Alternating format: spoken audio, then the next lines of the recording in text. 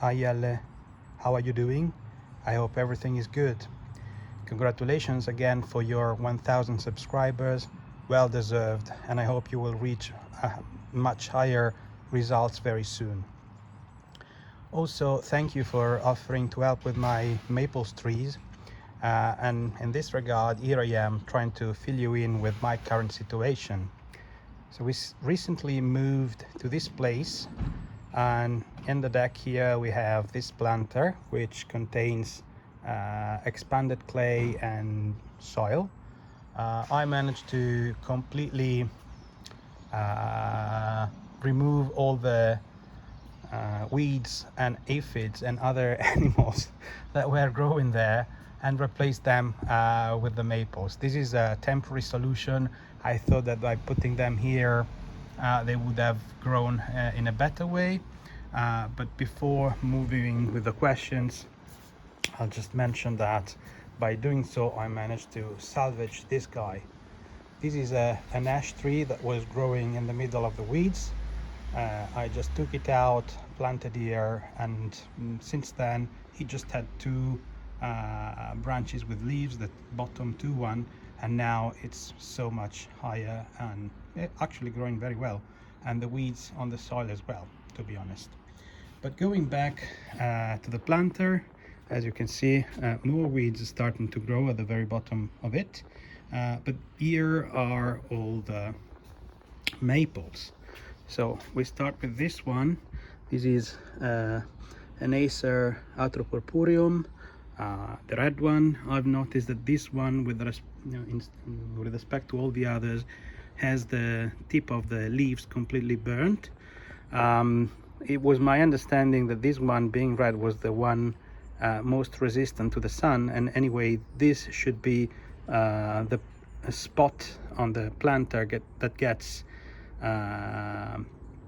into shadows earlier in the afternoon. So is that correct, or have I done something wrong? Please let me know. Then moving on, we have this Acers. I think they're all Japanese Acers. This one is called Green Globe, and yeah, has a very nice green color. The new leaves are red, of course, and as you can see, it's growing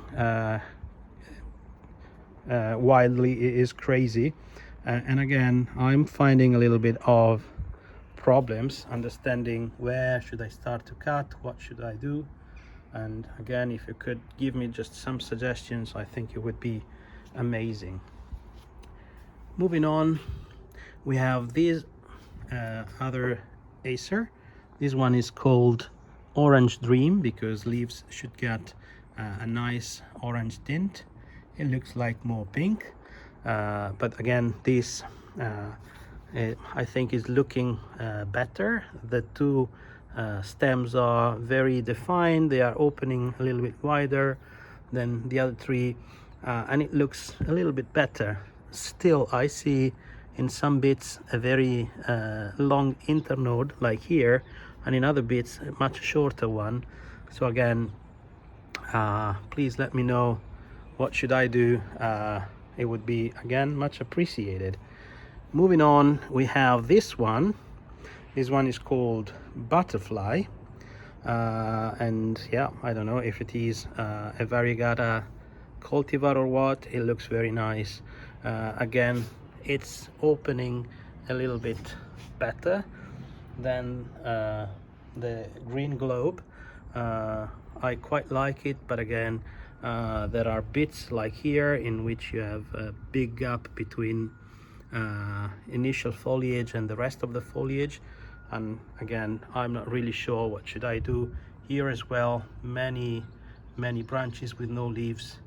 Yeah, I don't know exactly what to do. Last but not least, this is a present. This is another Japanese Acer called Going Green. It's a little bit bigger than the others, judging also by the size of the pot, which is probably a 10 or a 12 centimeters instead of a 9. But yeah, anyway, this is much denser and it's looking daunting to me. I don't really know where to start from. I've noticed that all of them have started sprouting. These have been sitting here for a couple of weeks. All of them has new growth in some bits. I think these long guys are actually all new shoots that came out since they've been planted here, and the only one that didn't do much, I think it is this one.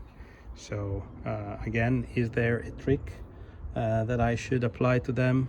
Please let me know. And one last question.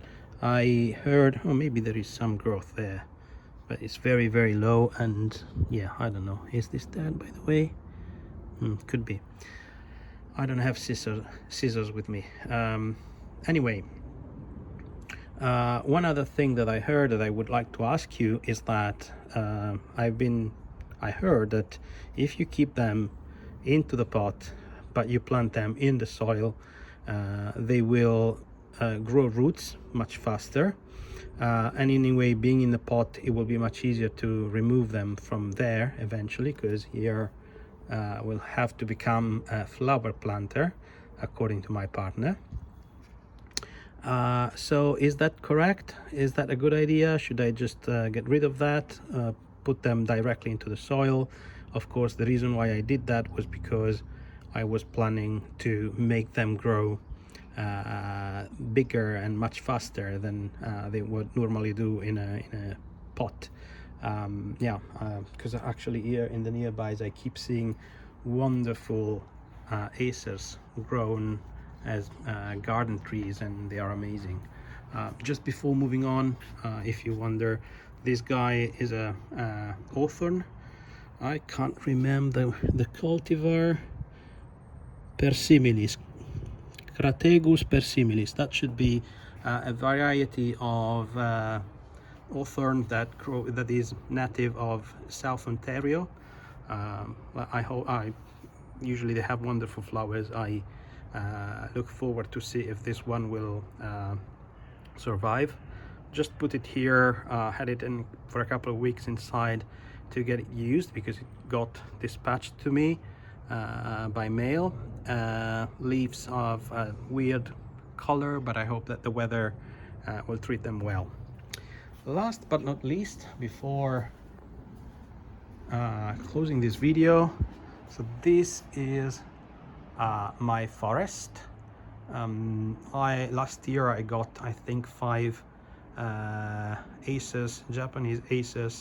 Japanese maples from Peter Chan Nursery, and I put them together in this pot. This actually should be the back, and there we go. That should be the front of it.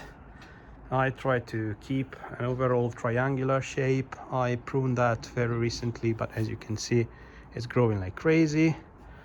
All the moss that I had there died miserably, I would say, but what can we do?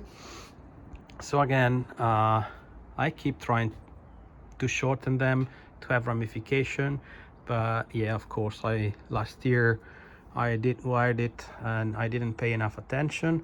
I did some cuts here and there to try to improve it, but I have the feeling I don't know exactly what I'm doing. So again, your experience would be of great help to me if you can pass some to me. So yeah, these are all my maples.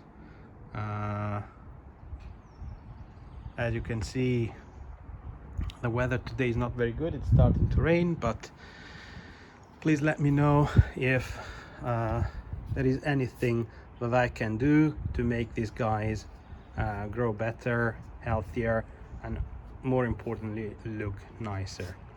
Thank you very much in advance, and I look forward to hearing any suggestions that you have for me. Bye bye, Jelle. Thank you again, and congratulations for your 1000 subscribers.